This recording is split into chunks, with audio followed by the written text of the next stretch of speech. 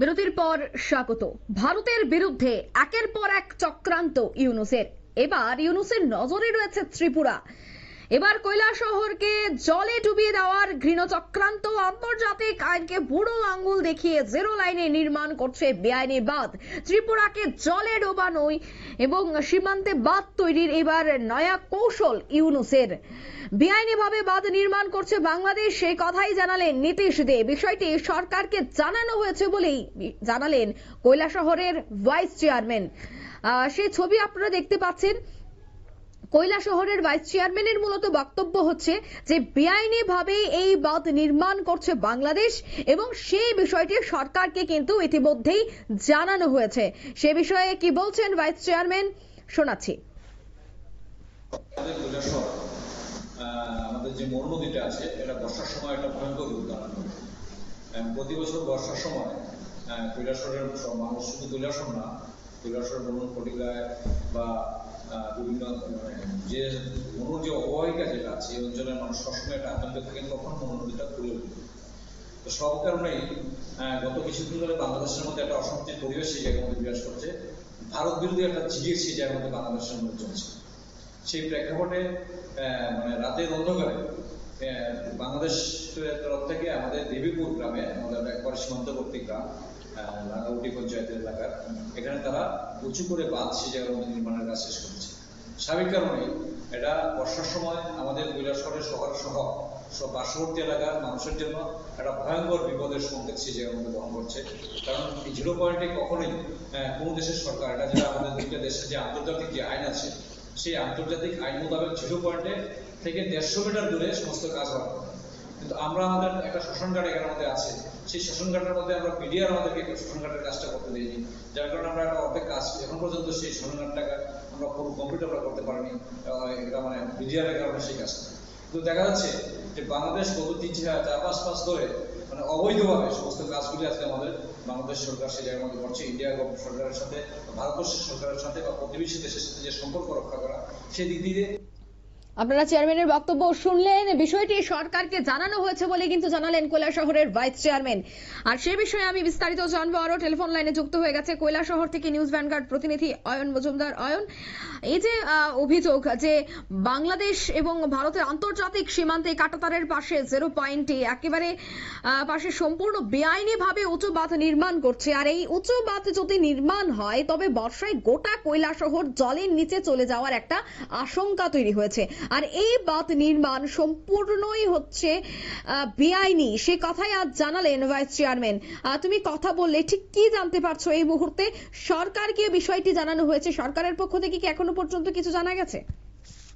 দেখো, বলা যায় যে এই মুহূর্তে গোটা 59 জেলা এবং কৈলাসহর মহকুমার বিস্তীর্ণ এলাকার যারা বাসিন্দারা রয়েছেন তারা কিন্তু চরম আতঙ্কের মধ্যে দিয়ে তাদের দিন কাটছে। বলা যায় যে দুদিন পূর্বেই রাজ্য বিধানসভা অধিবেশনে স্থানীয় বিধায়ক বিরোধী সিনহা তিনি এই বিষয়টি উত্থাপন করেছিলেন যে ভারত বাংলাদেশের যে আন্তর্জাতিক সীমানা রয়েছে সেখানে রাঙ্গাউটি গ্রাম পঞ্চায়েতের দেবীপুর এলাকায় জিরো পয়েন্টে বাংলাদেশের তরফ থেকে অবৈধ বাঁধ নির্মাণ করা হচ্ছে। সেটা অবৈধ বলা হচ্ছে এই কারণেই যেহেতু ভারত বাংলাদেশ একটি আন্তর্জাতিক সীমানা রয়েছে এবং সেক্ষেত্রে উভয় দেশের মধ্যে যে আন্তর্জাতিক আইন রয়েছে, উভয় দেশের মধ্যে চুক্তি আছে যে যেখানে বাঁধ নির্মাণ করতে গেলে নির্দিষ্ট বিধিনিষেধ মেনে বাঁধ নির্মাণ করতে হবে। কিন্তু সেক্ষেত্রে দেখা যায় বাংলাদেশের তরফ থেকে কোনো কিছুই মানা হয়নি এবং বলা যায় সম্পূর্ণ অবৈধভাবে সেখানে জিরো পয়েন্টে অনেক উঁচু করে বাঁধ নির্মাণ করা হচ্ছে।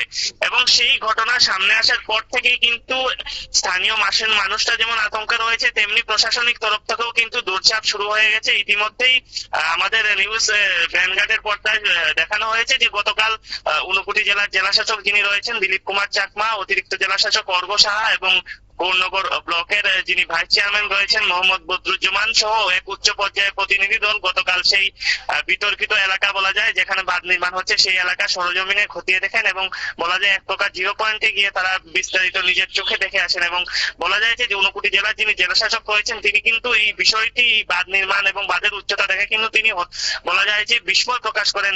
তিনিও বিশ্বাস করতে পারছিলেন প্রাথমিকভাবে যে বাঁধ এত দ্রুত গতিতে বাঁধ নির্মাণ হয়েছে এবং বাঁধের উচ্চতা এতটুকুই।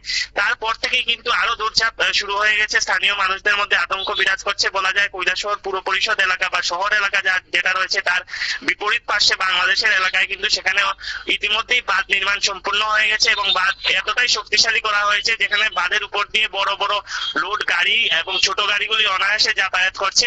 অপরদিকে অন্যান্য যে গ্রামীণ এলাকাগুলির যে বিপরীত অংশ রয়েছে বাংলাদেশের দিকে, সেই জায়গায় কিন্তু খুব দ্রুত গতিতে বাঁধের কাজ চলছে। একদমই ধন্যবাদ অয়ন তোমাকে। অর্থাৎ ইতিমধ্যেই কিন্তু এই জিরো পয়েন্টে গিয়ে বিষয়টা খতিয়ে দেখেছেন প্রশাসন। তবে এই যে বেআইনিভাবে বাঁধ নির্মাণ করা হচ্ছে তাতে কিন্তু আতঙ্কিত রয়েছে কৈলাসহরবাসী, কারণ এই বেআইনিভাবে যদি বাঁধ নির্মাণ করে ইউনুসের বাংলাদেশ, তবে সেক্ষেত্রে কিন্তু বর্ষায় একেবারে জলের নিচে চলে যাবে কৈলাসহর এবং এই বিষয়টা নিয়ে কিন্তু এবার প্রশাসনিক স্তরেও কথা শুরু হয়ে গেছে। তবে সে বিষয়ে কংগ্রেস নেতা বদরুজ্জামান কি বক্তব্য শোনাচ্ছি। কি পথ রয়েছে বলে আপনি মনে করছেন? আপনাকে অসংখ্য ধন্যবাদ। বাংলাদেশ আলীনগর যে সীমান্তবর্তী এলাকা, এটা বাংলাদেশের সাইড এবং আমাদের অংশটা হচ্ছে দেবীপুর, নর্থ দেবীপুর, উত্তর দেবীপুর। ওইদিকে বাংলাদেশের flood department, flood control department একটা বিশাল আকারে বাঁধ তৈরি করছে মন নদীর উপরে, মন নদীর সাইডে এবং জিরো পয়েন্ট। এখানে 10 থেকে শুরু হয়। বাংলাদেশের সাইড হচ্ছে 10 ব্রাকডুল, আলীনগর, নিশ্চিন্তপুর, এদিকে লালারচক হয়ে ওরা বাঁধ নির্মাণ করছে।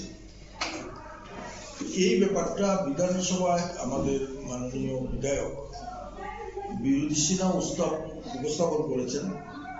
উপস্থাপনের পূর্বেই এই পঞ্চায়েত সমিতির দায়িত্বপ্রাপ্ত জনপ্রতিনিধি হিসাবে আমি বিষয়টি জেলা শাসকের নলেজে নিই, মহকুমা শাসকের নলেজে নিই এবং এখানে যিনি এডিশনাল ডিস্ট্রিক্ট ম্যাজিস্ট্রেট ওনার নলেজে আমি নেই। ওনারা এই ব্যাপারটা দেখছি বলেছেন এবং বিশেষ করে যারা ফ্লাড কন্ট্রোল ডিপার্টমেন্টের কংগ্রেস নেতার বক্তব্য আপনারা শুনলেন। বেআইনিভাবে তা নির্মাণ করা হয়েছে এবং সে বিষয় নিয়ে তিনি উদ্বেগ প্রকাশ করলেন। বিষয়টি সরকারকেও জানানো হয়েছে ইতিমধ্যেই। তবে কৈলাসহরবাসী কিন্তু রীতিমতো আতঙ্কিত এই বেআইনিভাবে বাঁধ নির্মাণকে কেন্দ্র করে এবং হাসিনা সরকারের পতনের পরপর দেখা যাচ্ছে যে ভারতকে এক প্রকার নিশানায় রেখেছে ইউনূস সরকার। তবে এবার কিন্তু নিশানায় রয়েছে ত্রিপুরা এবং তার মধ্যে কৈলাসহর এই বাঁধ নির্মাণকে কেন্দ্র করে কিন্তু রীতিমতো চাঞ্চল্য। তবে সে বিষয়ে আরো বিস্তারিত জানবো। টেলিফোন লাইনে যুক্ত হয়ে গেছে এক্সিকিউটিভ এডিটর নীল বণিক। নীল, বেআইনি বাঁধ নির্মাণ করছে বাংলাদেশ এবং নীতিশ দে অর্থাৎ যিনি জেলার রয়েছেন চেয়ারম্যান, তিনি বলছেন যে এই বিষয়টা এবার প্রশাসনকে জানানো হয়েছে। কিভাবে দেখছো বিষয়টা? ভাইস চেয়ারম্যান তিনি নিজে যেটা জানিয়েছেন যে প্রশাসনকে জানানো হয়েছে। এখন এটা প্রশাসন টু দা ডিএম বিষয়টি নিশ্চয়ই রাজ্যের মুখ্য সচিব এবং সেচ দপ্তরের যারা আধিকারিকরা রয়েছেন তাদেরকে জানাবেন এবং সেখান থেকে যেহেতু একেবারে আন্তর্জাতিক যে আইন, সেই আন্তর্জাতিক আইন যেহেতু লঙ্ঘন করে বাংলাদেশ এই বেআইনি বাঁধটা নির্মাণ করেছেন, তাই এটা বিদেশ মন্ত্রকের দ্বারা সরাসরি বাংলাদেশের বিদেশ মন্ত্রক হয়ে বাংলাদেশের সঙ্গে কথা বলতে হবে এবং এটা একেবারে ইউনুসের চক্রান্ত। যেভাবে ত্রিপুরার সঙ্গে এবার কার্যত যে জল যুদ্ধে নামছে সেটা কিন্তু এবার পরিষ্কার হয়ে যাচ্ছে। যে ত্রিপুরা দখলের ডাক দিয়েছিল বাংলাদেশ এর বিএনপি সহ জামাত নেতারা, সেই ত্রিপুরা দখল যে তারা জল যুদ্ধ দিয়ে নামছে সেটাও কিন্তু এক প্রকার আজকে পরিষ্কার। এবং যেটা আমার সহকর্মী অয়ন যেটা বলছিলেন যে বাঁধ যে নির্মাণ করেছে সেটা কোনো অস্থায়ী বাঁধ নয়, যদিও সেটা মাটির হলেও সেটাকে কিন্তু পাকাপোক্ত ভাবেই তৈরি করা হয়েছে। এখন ওই বাঁধের ওই মাটির নিচে পাথর বা কি ধরনের কংক্রিট ব্যবহার করা হয়েছে সেটা পরীক্ষা না করলে তো বোঝা সম্ভব নয়। তবে যেহেতু আমার সহকর্মী বলছিলেন যে একেবারে বাঁধের উপর থেকে বড় বড় গাড়ি চলছে, তাহলে কিন্তু শুধু যে সেটা মাটির বাঁধ তা কিন্তু আর বলা যায় না। সেই বাঁধটা এতটাই শক্তপোক্ত যে যার উপর দিয়ে ডাম্পার থেকে আরম্ভ করে বিভিন্ন গাড়ি ঘোড়াও চলছে। অর্থাৎ পুরোপুরি একেবারে স্থায়ী বাঁধ নির্মাণ করার জন্যই কিন্তু বাংলাদেশ যে এই চক্রান্ত করেছে সেটা কিন্তু এখন দিনের আলোর মতো পরিষ্কার। অর্থাৎ এই কৈলাসহর সহ আশেপাশের যে অঞ্চল, সেই অঞ্চলকে ডোবানোর জন্যই বাংলাদেশ কিন্তু এই পরিকল্পনা করেছে। তবে বাংলাদেশের যে পরিকল্পনা, দুষ্ট পরিকল্পনা, সেই বাংলাদেশের দুষ্ট পরিকল্পনা এই ইউনূসের জমানা থেকে বারবার হয়ে আসছে। তবে এর বিরুদ্ধে নিশ্চয়ই ভারত সরকার আগামী দিনে কোনো ব্যবস্থা নেবে এবং এর বিকল্প টেকনোলজি ভারত সরকারের রয়েছে। তবে সেই বিষয়ে ভারত সরকার এখন দেখার যে কি পদক্ষেপ নেয়।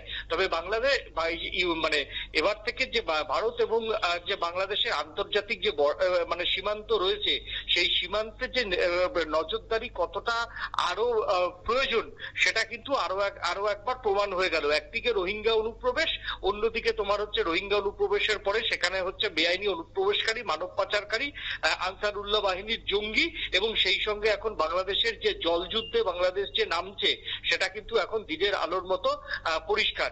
এবং আগামী বর্ষাতেই তারা যে ভারতের সঙ্গে একটা এই পানি নিয়ে তারা যে একটা তোমার হচ্ছে যুদ্ধ করতে চায়, মানে এটাকে জল যুদ্ধ বলা যায়, এটা তো মানে তোমার হচ্ছে সিভিল ওয়ার না, এটা হচ্ছে একটা জল নিয়ে যে একটা নতুন চক্রান্ত।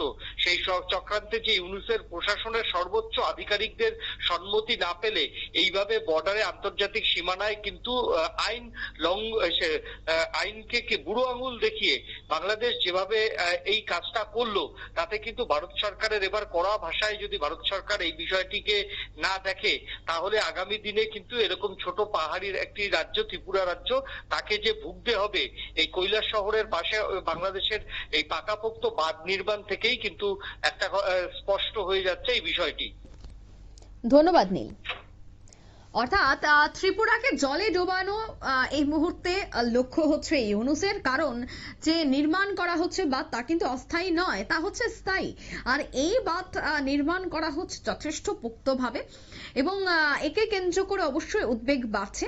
এই বিষয়টা বীরজিৎ সিনহা আগে উত্থাপন করেছে, এবার কিন্তু এই বিষয়টার উপর জোর দিচ্ছে প্রশাসনের কি পদক্ষেপ হয় এবং বাংলাদেশের সাথে এই বিষয়টা নিয়ে কোনো ধরনের আলাপচারিতা হয় কিনা তার দিকেও কিন্তু নজর থাকছে। তবে এই পুরো ঘটনায় কৈলাসহরবাসী কিন্তু এখন আতঙ্কিত রয়েছে।